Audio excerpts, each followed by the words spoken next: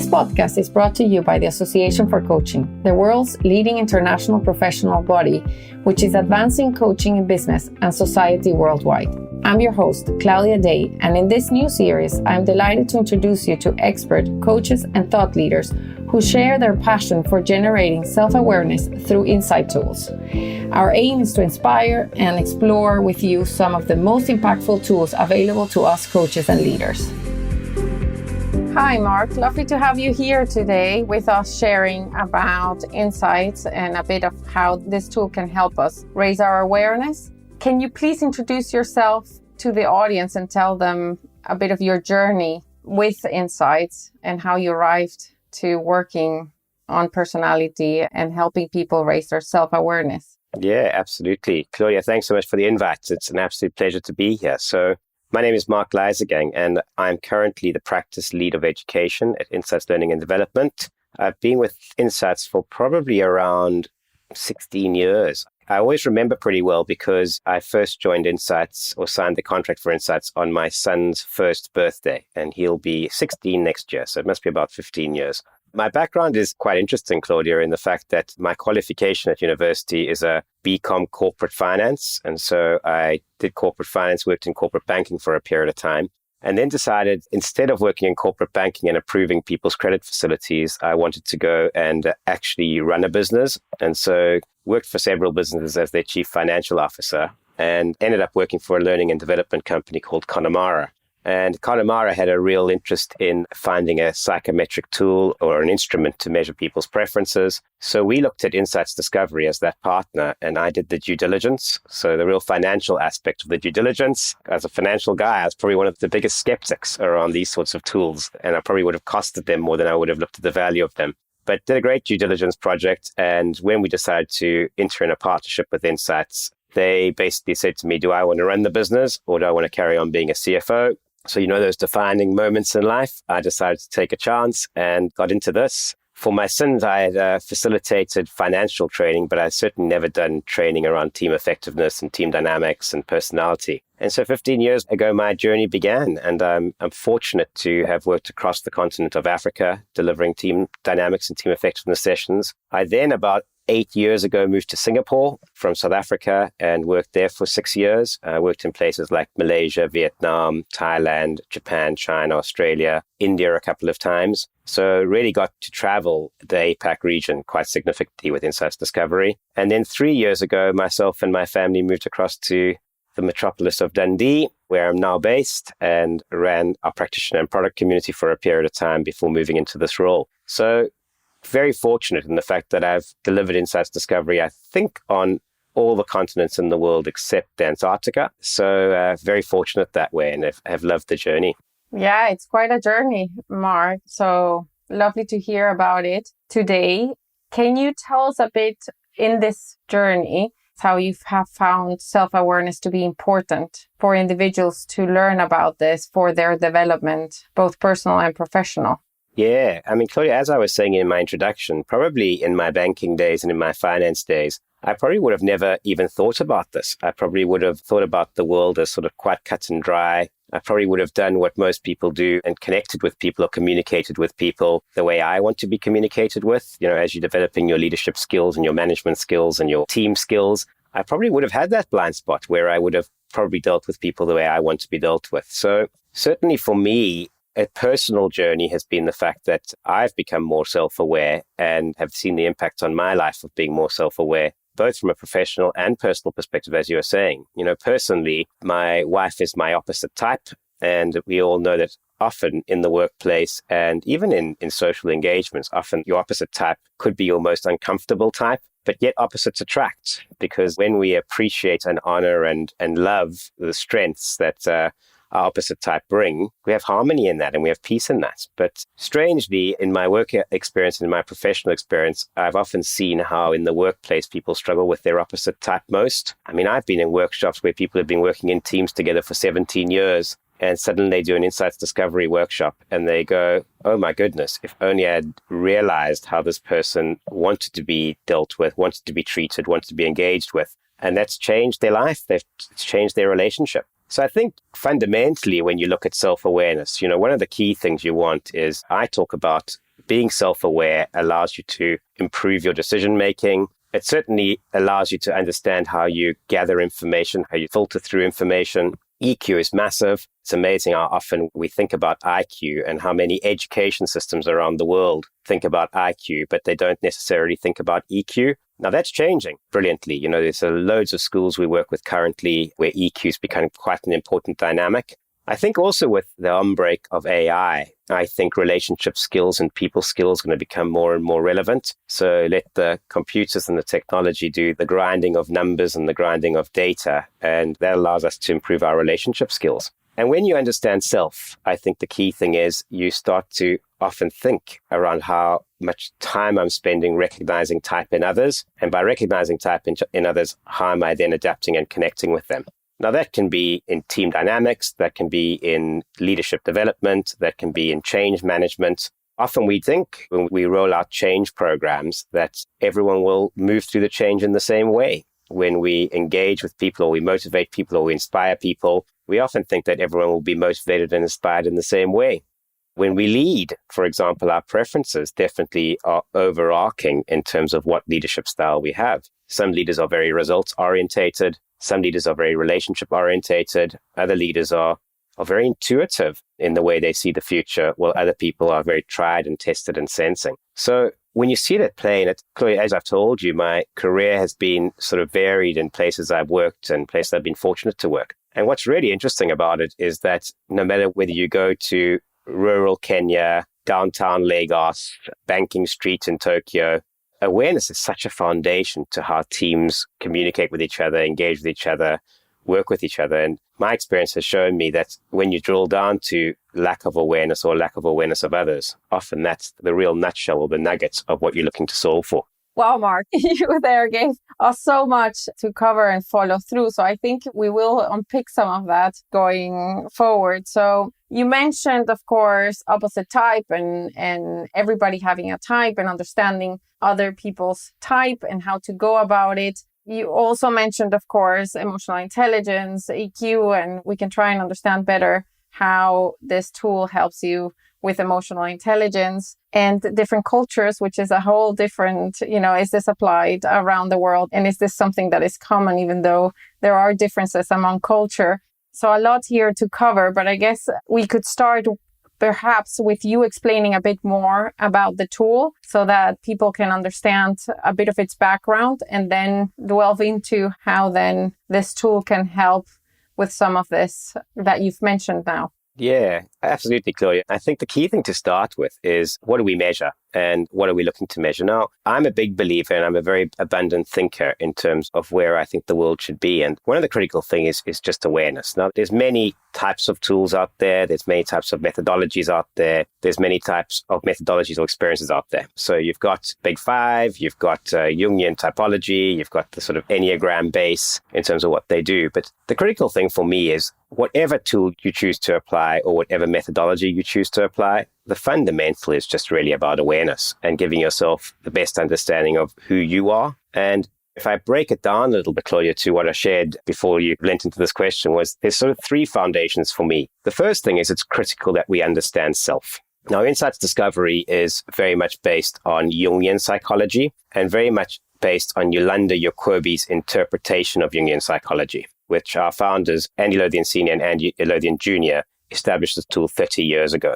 And what they looked at and what Jung looked at and what Jacobi looked at was the first thing they said that, and now very important, Claudia, before I go there, is this is about preference. It's about style. It is not about potential. It's not about capability. At not one point in time are we saying people can't do things. And at not one point in time are we saying only certain people can do things. All we're looking for is a baseline of what your style is. And what Jung said was the first thing you need to look at when you look at that is your attitude. And so Jung spoke about your attitude. And what did he mean by attitude was where you draw your energy from. And so when you look at attitude, Jung looked at two things. He looked at extroversion and he looked at introversion. Now, when we look at extroversion and introversion, often I think, Claudia, those two words have become quite stigmatized. And so when you talk about an extrovert, it's the loud person in the room. When you talk about an introvert, it's the quiet person or the withdrawn person in the room. Jung didn't speak about that at all. Jung spoke about where you draw your energy from. So extroverts draw their energy from others. Introverts draw their energy from self. All right. So they're very reflective on what they do. Extroverts often speak to think, whereas introverts think to speak. Now, of course, you can imagine there's an array of introversion versus extroversion. So I always say I'm quite cusp introvert extrovert. I don't think I'm an ambivert, but I think I'm quite cusp introvert extrovert. I can easily stand up and I enjoy being with people and I enjoy communicating with people and I enjoy free thinking with people. But I've never, or very rarely, meet the person who I sit next to on an airplane. That's my introverted time. I fly reasonably quite a lot, and I've never engaged with that. My earphones go on first, I listen to music, or I watch a movie, and I'm quite to myself. So it's that variation of introvert versus extrovert, but you probably have a leaning for one over the other. So the first thing Jung said was, what is your leaning from an attitude perspective? Introversion versus extroversion. The second thing Jung said was, how do you make your decisions? Do you make your decisions based on task, or do you make your decisions based on feeling or relationships? Okay, so task being quite sort of objective, being quite measured, quite sort of fundamental, or do you make your decisions based on feelings? So subjective, consider the feelings of people, consider the views of people. So that was the decision-making function. Now, if you combine the attitude and the decision-making function, you can literally split a wheel or some sort of into four types. You can get your extroverted thinker, which we call fiery red at Insights Discovery. You can get your introverted feeler, which we say is earth green. You get your introverted thinker, which we say is cool blue. And you get your extroverted feeler, which we say is sunshine yellow. Okay, I've said those in a particular order because you can imagine that someone who leads with extroverted thinking is quite different to someone who leads with introverted feeling. And someone who leads with introverted thinking is probably quite different to someone who leads with extroverted feeling. And those are those opposite types, Claudia, I spoke about. Eh? So a person who leads with extroverted thinking, fiery red, probably wants to drive results, probably wants to get things done. We have a sentence at Insight Discovery that says, be brief, be bright, be gone. Get it done now, get it done with action. As opposed to the introverted feeler who's very earth green, we would say leads with earth green, where trust is really important, where building deep relationships is really important, where cohesion is really important. So you can see that when someone who leads with introverted feeling tackles a task or an outcome, it's very different to someone who would lead with extroverted thinking. Similarly, when you have cool blue versus sunshine yellow, someone who leads with introverted thinking, cool blue, is very much process orientated. They look at the working methods, they look at the measurements, they look at structure, they look at tried and tested. And then you've got someone who leads extroverted feeling, where it's all about innovation, it's all about collaboration, it's all about agility, it's all about ideation. So they see the world very differently. Now, the important thing to take away from that, Claudia, is that you have all four color energies. You're not stereotyped, you're not boxed into one color energy. Every single person has all four color energies. They decide to use those four color energies in the preference that they want to. And that makes up the dynamic of people. And there I've just looked at the attitude and I've looked at the decision-making function. What we also measure at Insights Discovery is your irrational function or your information-gathering function. Now, your information-gathering function is either sensing or intuitive. Intuitive is very big picture, it's very future-orientated, it's very future thinking. Intuition is about trying new things, iterating through different things. Whereas sensing is very much around, show me the data, as we talk about with our five senses. If I can't see it, if I can't touch it, if I can't smell it, I probably don't feel it exists. I need my sensing preference to determine that. Now, that's really important, Claudia, when you look at teams, because when you look at teams and the way they gather information, often teams struggle with decision-making, but it's not their inability to make decisions. It's potentially the information they require in order to make that decision. So you can imagine being in a room and a new CEO starts, and a CEO comes in and talks about the vision of the organization for the next 5 years and talks about a big, hairy, audacious goal and how wonderful this company is going to be with all these different things they're going to do.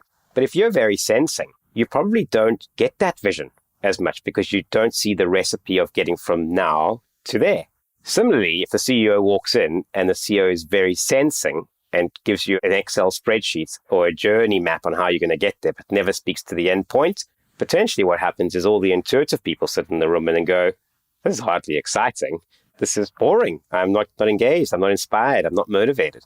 So those three sort of areas, introvert versus extrovert, thinking versus feeling, intuition versus sensing, and how you engage with all three of those in attitudinal functions or couplets is really what insight discovery looks to measure.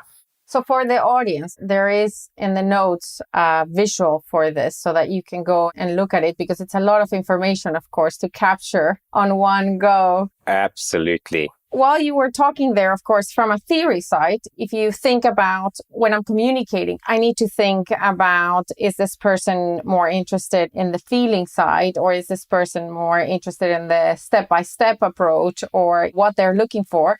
And if I'm talking to an audience and I have all of those, then I am able to gauge the attention of all of them. One of the measures, of course, of the validity of these tests is validity and reliability. And one of the things that it measures is if it is encompassing. So if really this is everything that there is to measure.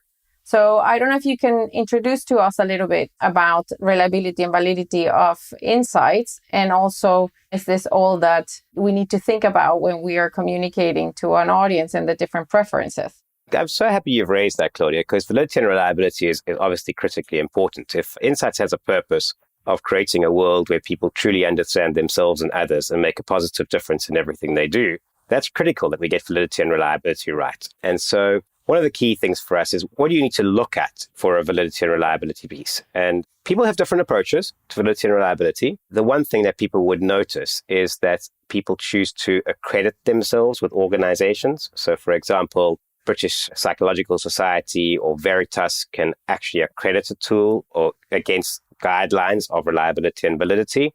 And Insights has done that in the past. We've been accredited with the British Psychological Society, and we've been accredited with Veritas since our beginning. So that's a critical piece. And of course, they'll measure certain criteria that they measure against. So if you look at the British Psychological Society or Veritas, they'll look at things like construct validity. They'll look at things like content validity. They'll look at criterion-related validity. They'll look at consistency. They'll look at reliability. They'll look at retest reliability, for example.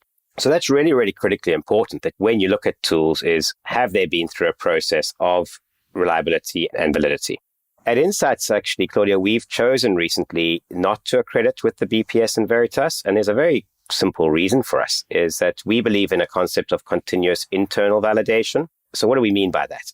When you accredit with an organization or a body, you accredit at a static moment. So if your evaluator looks like this and your profile looks like that, no changes can be made, unless if you make changes, you'll have to reaccredit with those bodies. So we believe in such fluid, continuous validation and reliability that we look to do that ourselves. So for example, we use a couple of tools where we can measure how long it takes people to complete the frame of the evaluator or the section of the evaluator. We have opportunities where people can feed back on how well they understood. Comprehension level in an evaluator is really, really important.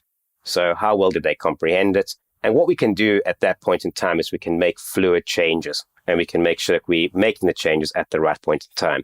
The other thing with us, Claudia, is the audience might not know, but we've probably got our evaluator in about 40 languages, and our profiles are available in about 25, 26 languages. I think we've just translated our profile into Vietnamese, which is our latest one. So again, really critical that we're getting the feel of people and how they respond to that. So we've chosen to do continuous internal validation. That doesn't make us less valid or reliable. In fact, we can show the numbers that we continuously measure inside.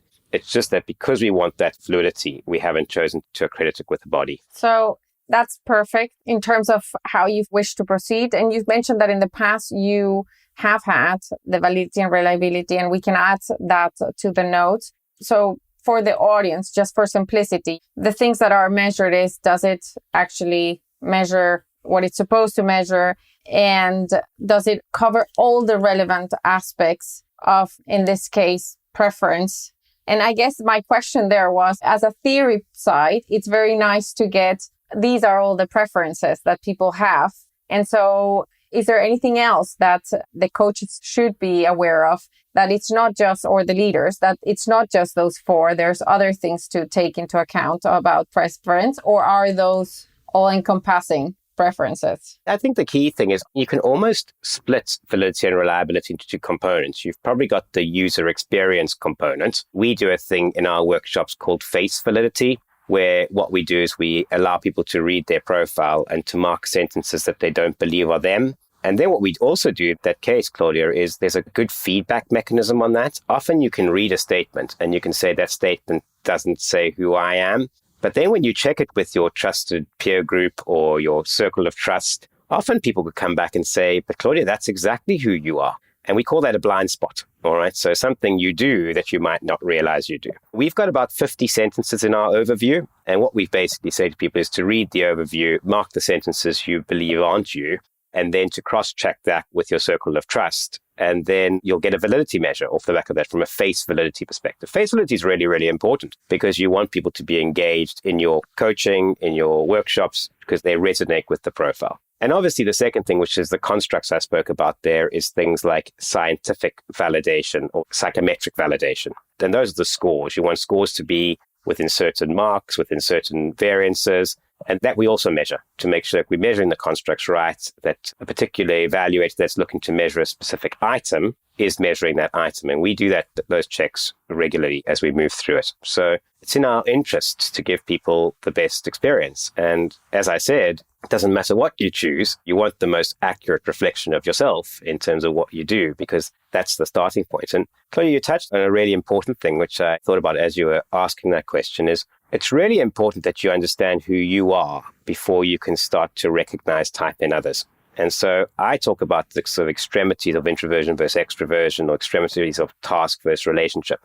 If you're highly extroverted, the whole world is introverted to you. If you are highly introverted, the whole world is extroverted to you. If you are very task-driven, no one is as task-driven as you. If you're very relationship-based, no one cares about people as much as you do. So really getting a true reflection of who you are then allows you to recognize type in others very, very accurately.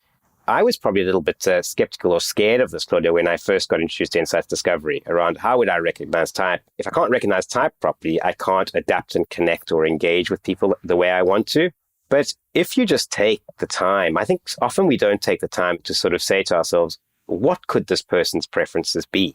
And even just the reflection, Claudia, of the fact that that person's preferences could be different to you is the starting point.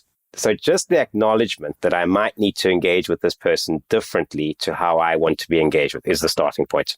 And then you'll get better at and better at it. And in fact, I think some of the greatest influencers, the greatest salespeople in the world actually do this really subconsciously. They can recognize type quite strongly and they can then adapt and connect really, really well. But it's all in context, isn't it? It's all in the context of making sure that you know yourself better so you can engage with the world in a better way. The other thing, Claudia, we're about to reintroduce into the market is this concept of contextual group awareness. And so, while you may complete an evaluator to get a preference of who you think you are, we have now got a tool we're introducing. We introduced it actually on the 1st of November, will come out again. And what you can do in that case is other people can give you their view on what they think your preferences are. And that's really special because then it starts to say, well, I desire to be this type of person in the world. How do I actually manifest in the world? How do people see me in the world? How am I showing up in the world? Am I showing up in the world the way I want to be seen in the world, which becomes really powerful. So you want the validity and reliability to be accurate, but also what you want is the experience to be powerful in the fact that people can actually engage with it and they can actually make a difference in what they do. So Mark, in terms of everything that you said it measures, what should leaders be wary that it does not measure? Yeah, Claudia, I'm glad you've asked that question because I think it's really, really important to understand that Insights Discovery is about preference. It is not about capability. So often what will happen is when leaders are looking at people who are different to them, people who are potentially opposite type to them, potentially people who have preferences that are not the same as the leaders. It doesn't mean because I have a preference that I can't perform a certain role or I can't do a certain thing. So often what we say at Insights Discovery is that because you lead Earth Green, Sunshine Yellow, which are both relationship energies, that does not mean that you cannot execute on task. It just means that you execute on task in a different way through relationships. If I am a very task-orientated individual, it doesn't mean that I treat people badly or I don't consider people's emotions or feelings. It just means I execute on the task in a different way. So what we wouldn't want leaders doing is saying a person has this preference therefore they won't have this capability. In fact, people actually develop capabilities off their preferences. So there are many people I've worked with who are very, very detail orientated. They know they need to do the detail because they know that they are extroverted feelers and they express themselves quite openly. Alternatively, there are people who absolutely have learned and absolutely have trained themselves to be more extroverted in a networking event, for example. So you can definitely move between those components. The key thing is that it's not capability and it's not potential either. Certainly, it's not a way to select in a job. Absolutely not. Preferences is just one of the many components of a very complicated human being. And I guess that's part of it. You would want someone to develop something and to be able to develop into a different color if that's what they need for a specific path they've chosen. Yeah, so Claudia, we call that dialing up and dialing down. And we'll pop something in the resources too around preference flows. So how you move from your less conscious or instinctive self, which we say in Insights, to your conscious self, how you want the world to see you. And I often give away my age when I say this, Claudia, but the way we look at our Insights graphs is absolutely you're dialing up. We could be dialing up energies on this call right now, and we could be dialing down energies in the meeting we go to after this call. So it's really important to know what you're doing, when you're doing it, and potentially how that could stress you or how that could liberate you. You're constantly doing those things backwards and forwards. I guess that was my next question. How would my energy be impacted if I have to deal up or deal down some of those preferences? Yeah, that's really important. And you know this, Claudia, there's probably meetings you go to or engagements you have where everyone in the room is more extroverted than you, and potentially you need to dial up those extroverted energies so your voice is heard. Sometimes that can be stressful. You know, I have a lot of people who lead with an introverted preference who say to me, Mark, how do I get my voice into the conversation? I've got a great thought, so I want to mention the thought, but there's so many voices in the room. So you've got to learn techniques to get into that and adopt that. Similarly, teams need to give people opportunities to do that. And so how do we, as teammates and team dynamics, allow all voices to be heard, all concerns to be heard, etc.? So often that can feel very interesting. And like you said, Claudia, dialing up and dialing down can be equally hard, can't they? Sometimes when we are dealing with clients or customers who are much more results or much more relationship orientated, and you're very results orientated, you've got to make time for the relationship, the authentic, vulnerable, brave conversations that you need to have in order to really solidify that relationship before task could even be a question. And I learned that going into Africa and certainly into Asia, where relationship is so critically important. If you think you're getting a contract signed in the first meeting, that's just not going to happen.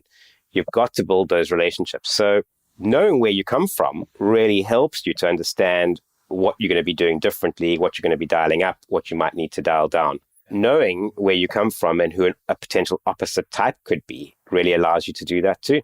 Is there any direction that is easier? So, for example, if I'm an extrovert, is it easier for me to stay more quiet or to tune down my voice than if I am an introvert to actually bring it up my voice? Or have you had any studies or anything about direction in which it's easier to move? I think depending on where your home base is, those things can be equally hard or equally easy, depending on where you are. So I think it's all got to do about where your home base is and then who you're dealing with. But if we know the mechanisms and we know how we feel in those moments, Claudia, that self-awareness of knowing how we feel and knowing how you relieve that stress, and remembering with color energies, we move around the wheel depending on scenarios. So often our lowest color energy is the one that really comes out in our highest stress. So I know for a fact that I lead very much fiery red, cool blue. It is about getting the task done. It is about getting outcomes. And as soon as I start to question, am I being valued? Are people honoring my decisions? Are people engaging with me? I know that I'm probably in a little bit of a stress mode. And then I've probably got to find ways, or I've found ways to break that cycle. And often when we get stuck in those stress points, we don't know how to get out of that. So I think it's just understanding your context, understanding your environment, understanding who you are, and then learning to maneuver as you need to maneuver.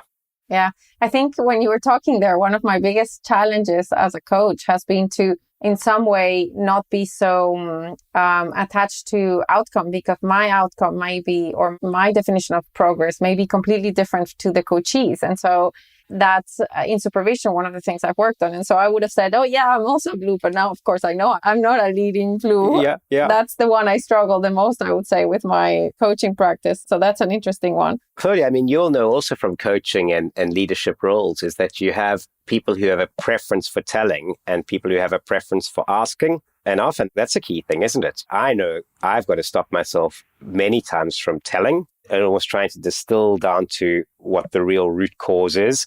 But often I'll just make an assumption and I'll go, I'll tell you, I won't ask anymore. And you want to learn those things, who you're dealing with. I speak about change a lot. If I think about change from an insights discovery perspective, people who lead fiery red energy, they just want change to happen and change to be done. I'm probably generalizing a little bit just to make it easier because there's flavors of fiery red. But if you lead with fiery red, you probably just want change to be done. If you lead cool blue, you probably want to know why the change.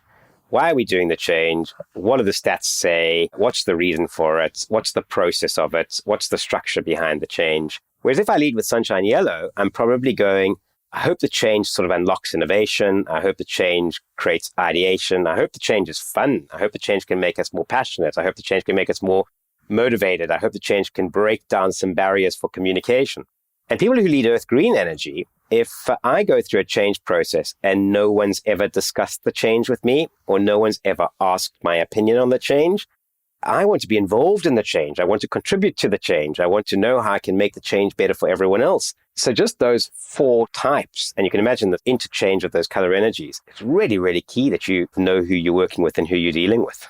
Well, you were talking there. So I work closely with an opposite to me. And we went through after I did my insights test, I asked him what he was, and then he sort of guessed what I was. And so I guess this leads me to my next question, which is around types of questions or types of conclusions that you draw after a session and understanding more your energy. So you say many opposites work together. So where would you go from there? In the end, whenever we work with teams or organizations, Claudia, we obviously want to be solving something.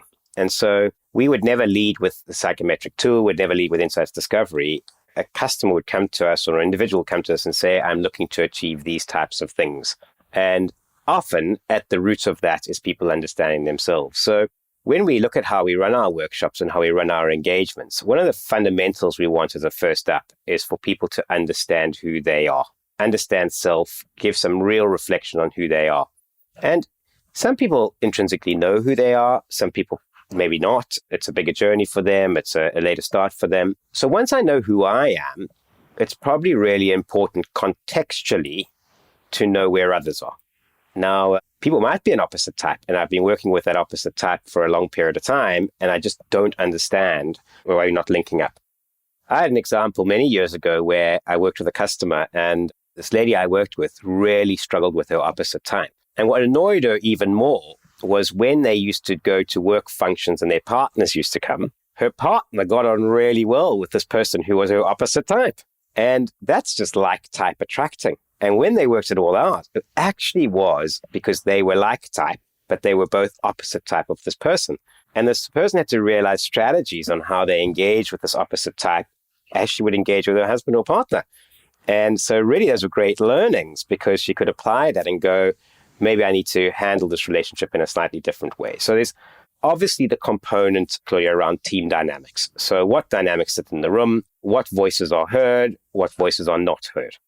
How do we make decisions in that team? How important is trust in that team?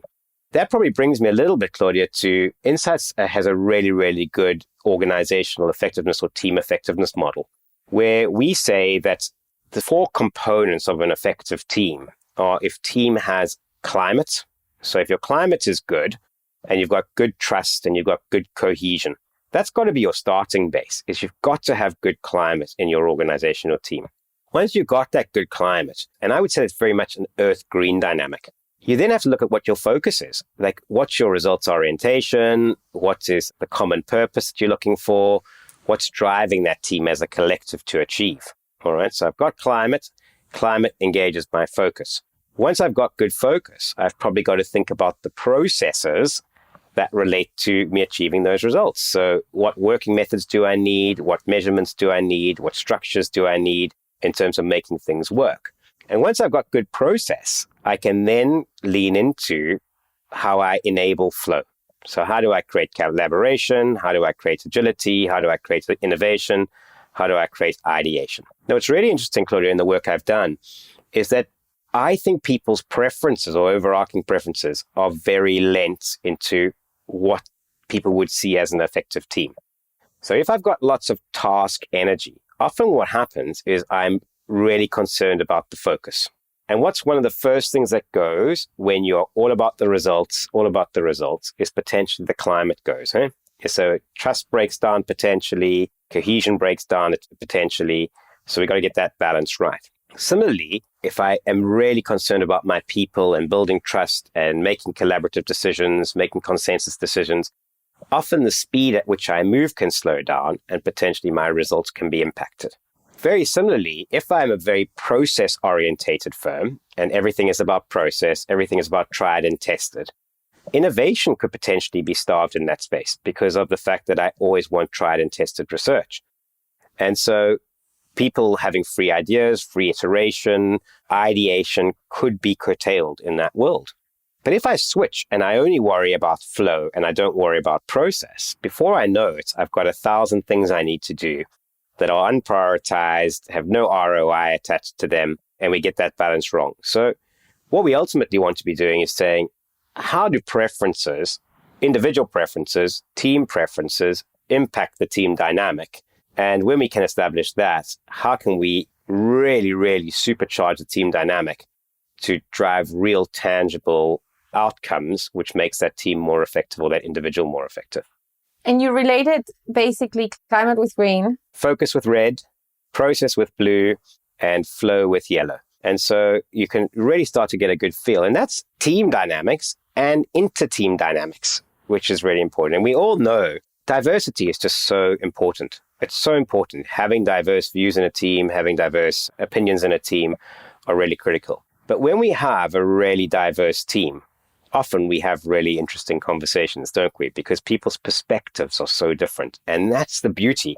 If we can bottle people's perspectives without creating too much conflict that's not constructive, we can really get powerful outcomes. The reverse of that is that if we are all similar, we all think the same way, we all make decisions in the same way, we all gather information in the same way, we all look to achieve an outcome in the same way, ultimately we don't consider the alternatives of what can happen. So really looking broadly is key. In my experience, Claudia, is I find so often that like attracts like. And so when you're in a team environment, when you're in an organization environment, it's quite interesting to see how often leaders are attracted to specific types of people who happen to be similar to themselves. So really coaching yourself or that awareness of self to say, I'm not looking for someone like me, I'm looking for someone who's slightly different to me. I guess at this point, I can feel happy that I'm working with someone who's opposite, even with its challenges. Well, we say your opposite type is your most valuable type. Yeah. Because their perspective is so different. But that doesn't mean, Claudia, when you're working with someone who's opposite, that sometimes their views are very different to yours.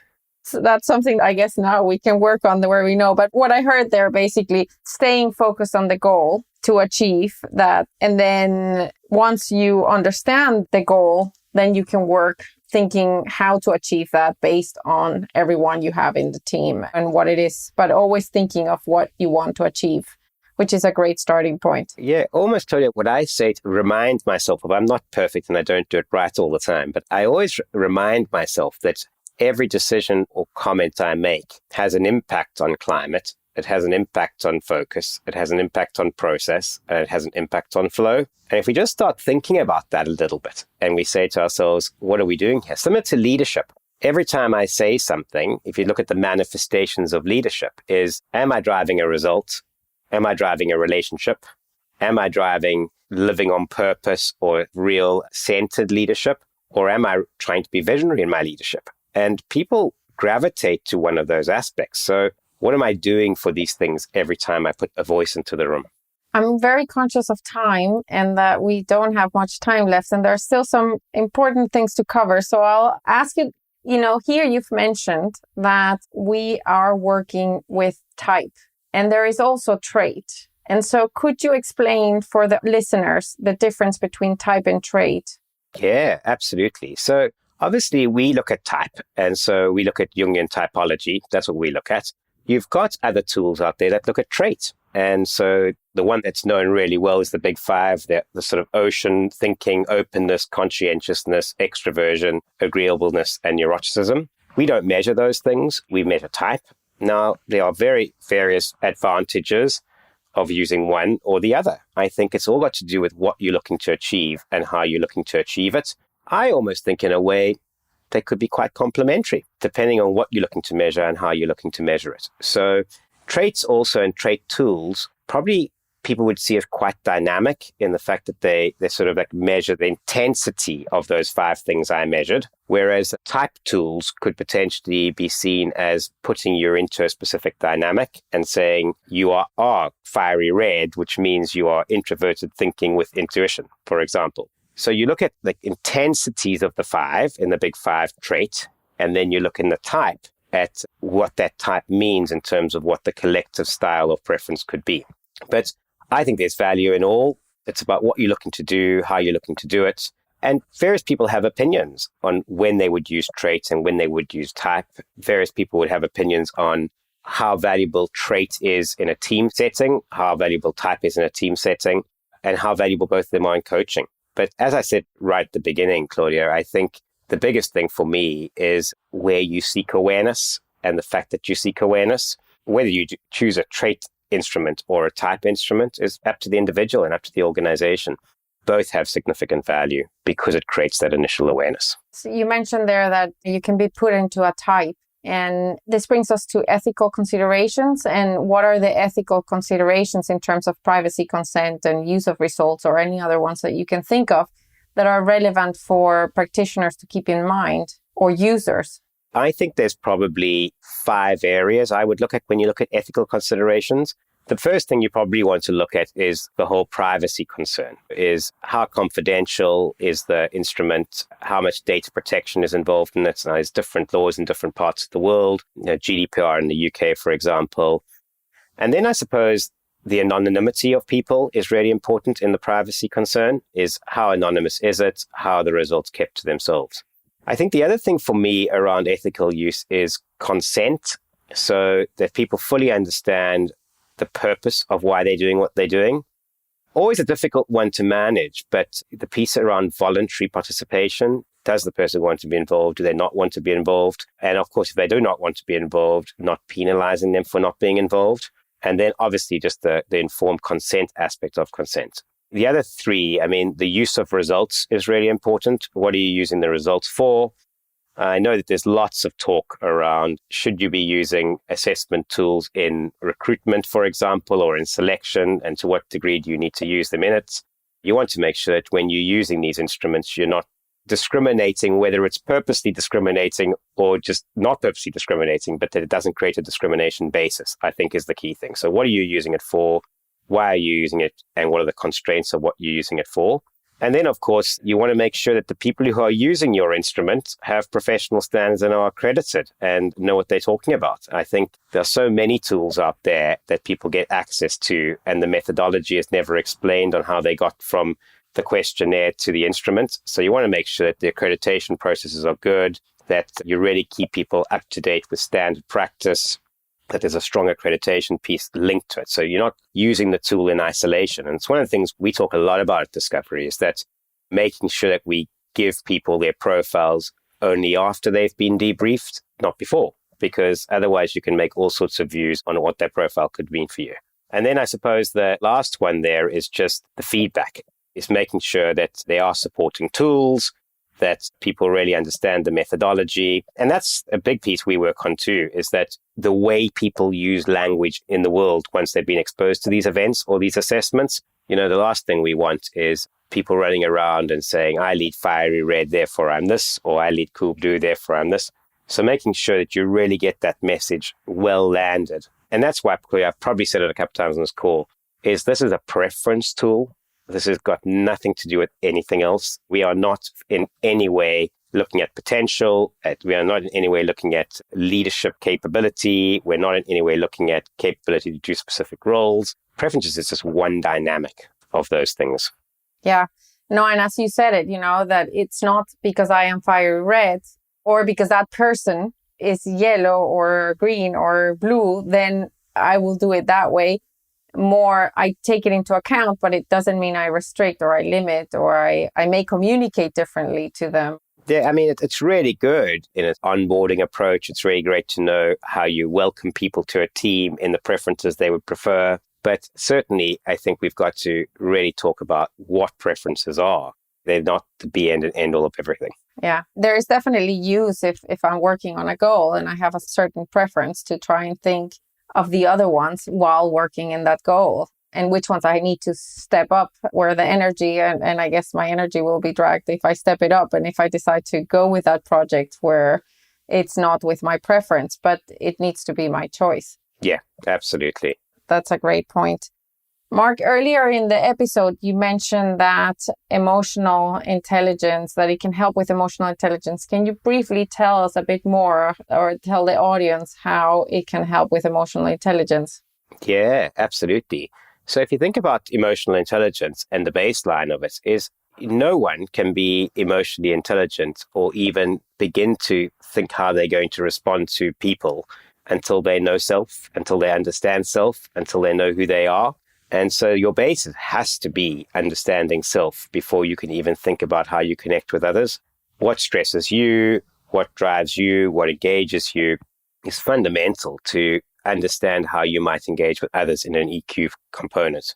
And that's critical. Amazing. We also have an episode on emotional intelligence with Daniel Goleman. If anybody wants to hear it, we'll refer to it on the notes if you want to hear more about emotional intelligence.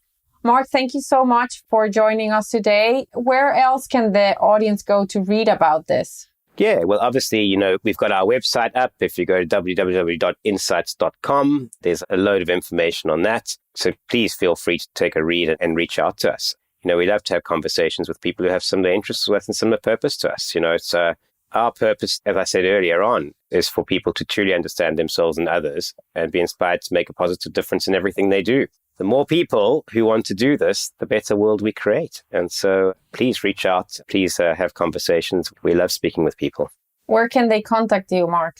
They can contact me at my email address, which you can maybe pop into the chat, but it's mleisegang@insights.com. And I would love people to reach out to me and further this conversation. Well, thank you again for coming today and giving us an overview about insights and how it can help with self-awareness and with our emotional intelligence and to work with teens. It's a fascinating way of getting to know ourselves. Thank you so much. Absolute pleasure. Thank you for the opportunity, Claudia. Thank you for listening to another podcast by the Association for Coaching. For over 20 years, our purpose has been to inspire and champion coaching excellence, advance the coaching profession, and make sustainable differences to individuals, organizations, and society.